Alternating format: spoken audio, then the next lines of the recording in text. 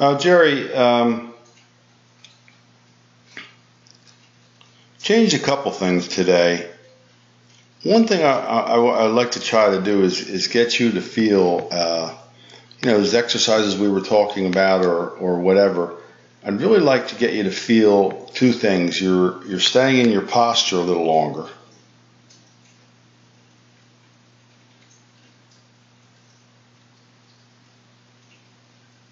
See, right there is where you start to lose it. Now we're a good golf ball or two above where we started there. So as much as possible, stay in your posture and get your hands up a little bit. I like the fact that you've got all this depth. I call this depth. It's there deeper, further behind you, so to speak. That part is good. All we did today was we got the hands up. Now the challenge is the two-sided knife edge here, two-edged sword, is getting the hands up and staying in your posture.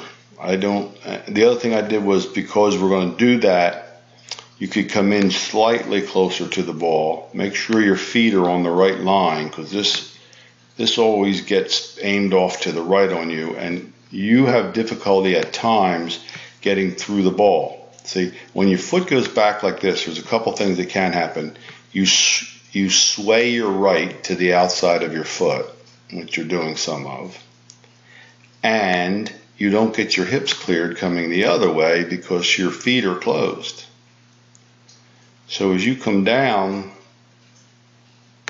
see where you are right now? I should see one knee in the picture. Let me show you what I mean.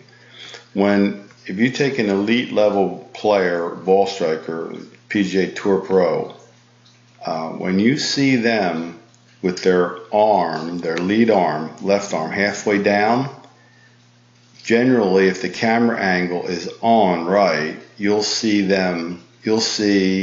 but one knee, which means what? That the hips have already started to twist. Here comes Garcia. Now I see only one knee when the left arm is parallel there too. But because you have your foot in the bucket, I can see clearly both knees and some space between your legs here, which means he's already started to rotate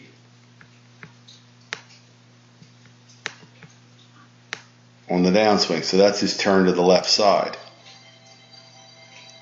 And now the backside faces us. So you're still flat-footed there.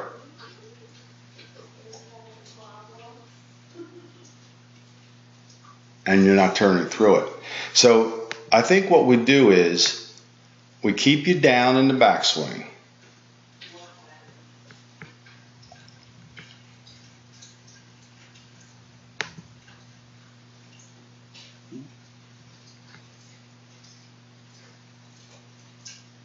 Okay, good. We got still on the side here. Keep you lower in your backswing.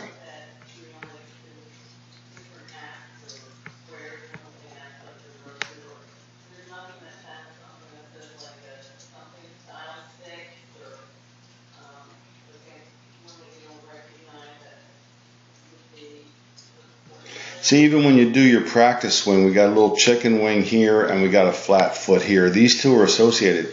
If we can work on really getting this knee to kick in, this foot to come up, and you facing the target more, you have much more room to extend your arm. This is the turn through part. I'm only talking about the turn through part here. Okay.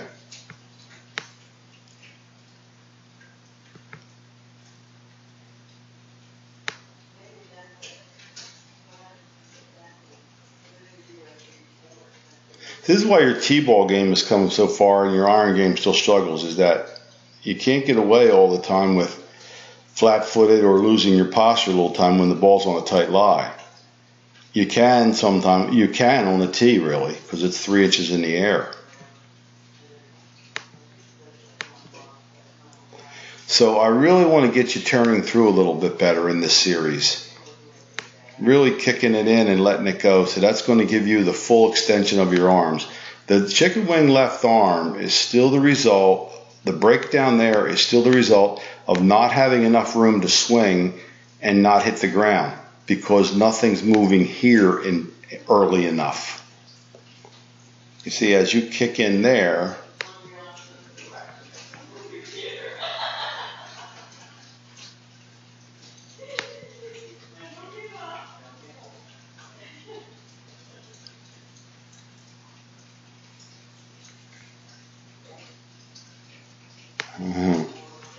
here we go.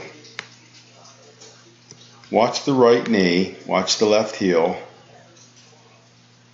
There it is. There's the tour move right there. Right knee toward the left, left leg straightens. Look at that left shoulder going up. So here you go.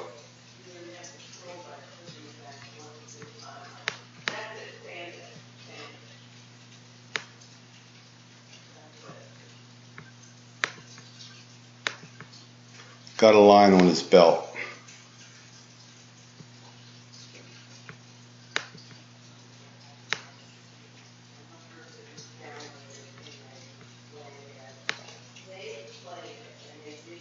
Got a circle on his shoulder. Look where the belt is. Look where the shoulder went. Do you think he has any room to extend his arm? Of course he did. I mean, he pushed off the ground. The reason I bring Rory up is that he's known for it. He probably uses the ground more than anybody. And senior golfers, we can't do that. But you can still look at that and say, okay, if I can't push off to the level he's pushing off to create the force vector that I want to put down when he pushes up, that the force vector goes just the opposite, down. That's where they get so much power from. As seniors, we can't do that. At least this gap could get closed, right?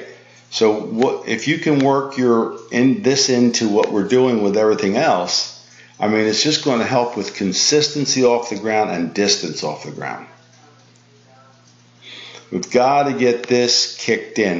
You won't be able to maybe get the kind of power that he's getting, but see, when you don't turn, here's the deal. When you don't turn, here's your shoulder.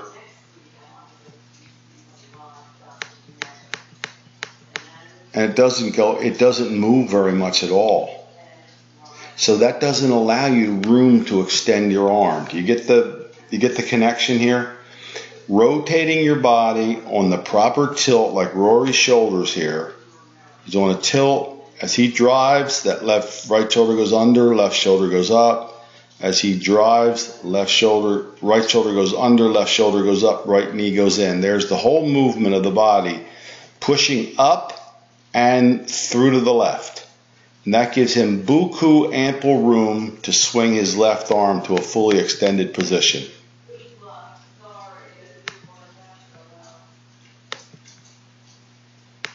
Boom.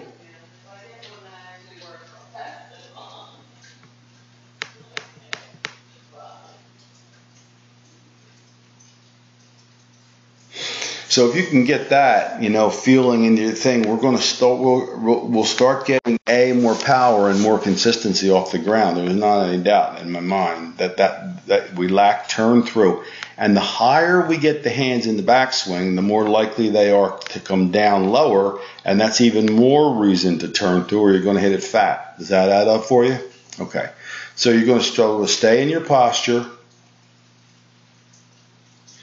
in a little bit closer, reach for the sky with your hands, and definitely start using your body to turn through. Now, this is the reason I say that this is possible for you, because look where you are now. Tells me that you could have got there a split second earlier. If you were swinging, I told a fellow this year was, I guess, 92 or something, and there was not much left there. So that would be as far as he could have gone, but that's not your case, because look where you are now. So I'd like you to work on that part. I think we'll do that between now and next time. Let me know how those higher hands are working out for you.